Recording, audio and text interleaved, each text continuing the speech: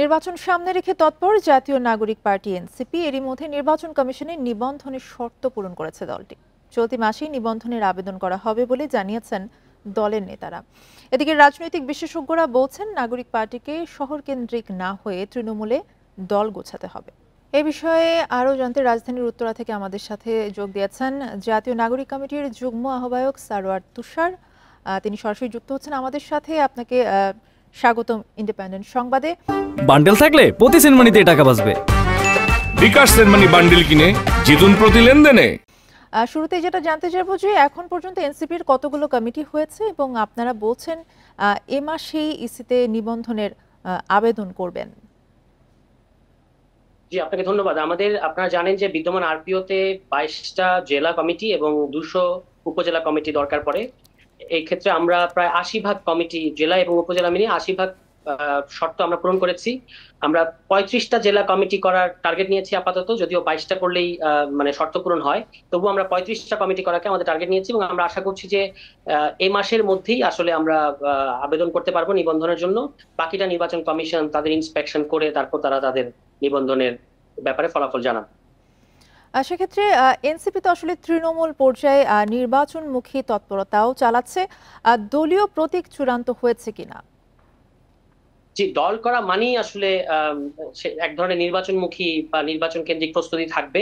আমরাও সেটা নিচ্ছি, কিন্তু আমরা বলেছি যে সংস্কার, জুলাই সনদ ইত্যাদি হওয়ার পরে আমরা নির্বাচনটা যে টাইম ফ্রেম প্রধান উপদেষ্টা বলেছেন সেই টাইম ফ্রেমের ব্যাপারে আমরা একমত আছি। আমাদের প্রতীকের ব্যাপারে আপনাদের রিপোর্টে যে কথাটা বলা হয়েছে আমি সেটাই রিপিট করবো। 7-8টা শর্ট লিস্টে আছে এবং নির্বাচন কমিশনের যে তালিকা আছে সেখানে যে প্রতীকগুলো আছে তার মধ্যে প্রতীকগুলো আসলে খুব একটা এই সময়ের সাথে কিংবা একটা জাতীয় প্রতীক হিসেবে যে ধরনের আপিল তৈরি করে সেটার অভাব আছে। আমরা হয়তো নতুন কিছু প্রতীকের ব্যাপারেও তাদেরকে অনুরোধ করব। 6-7টা প্রতীকের ব্যাপারে আমরা এখনো পর্যন্ত যাচাই বাছাই করছি, শেষ পর্যন্ত একটা প্রতীক আমরা বেছে নেব। সেক্ষেত্রে আরো আপনার কাছে জানতে চাইবো যে নির্বাচনে আসলে এখন পর্যন্ত কত আসনের প্রস্তুতি রয়েছে আপনাদের? আমরা বাংলাদেশে আলাদা ভরকেন্দ্র হতে চাই এবং সে কারণে আমরা 300 আসনেই মানে সক্ষমতা তৈরি করতে চাই। 300 আসনের জন্য পরবর্তীতে আমাদের কারোর সাথে জোট হবে কিনা সেটা নির্বাচনের সময় বলা যাবে, কিন্তু আমরা চাই যে এককভাবে আমরা যেন 300 আসনে সকল নির্বাচনী আসনে যেন আমরা প্রার্থী দিতে পারি, সে ধরনের প্রস্তুতি আমরা নিচ্ছি। অন্য কোনো দলের সঙ্গে জোট গঠনের সম্ভাবনা হয়েছে কিনা, নাকি একক দল হিসেবে আসলে নির্বাচন করবেন আপনারা?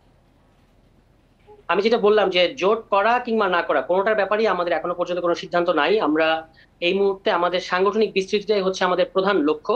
নির্বাচন আরেকটু ঘনিয়ে আসলে তখন আসলে জোটের ব্যাপারে বলা যাবে, জোট করা যাবে কিংবা অন্য কোনো ভাবে আমরা কোনো লিয়াজও করবো কিনা কোনো দলের সাথে, সেটা কর্মসূচি এবং ওই সময়কার নির্বাচনের সময়কার এজেন্ডা অনেক কিছুর উপর নির্ভর করবে। এখন আপাতত আমরা মানে একক দল হিসেবে 300 আসনে প্রার্থী দেওয়ার জন্য প্রস্তুতি নিচ্ছি। যেহেতু বলছেন যে আপনারা একক দল হিসেবেই প্রস্তুতি নিচ্ছেন, আপনাদের প্রস্তুতি নিয়ে আসলে সবশেষে একটু জানতে চাইবো যে সার্বিকভাবে আসলে আপনাদের প্রস্তুতি কেমন?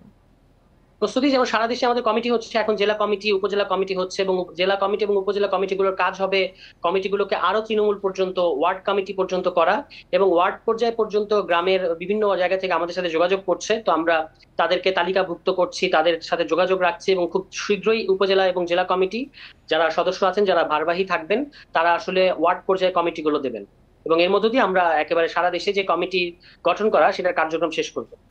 জি, আপনাকে ধন্যবাদ আমাদের সাথে যুক্ত হওয়ার জন্য।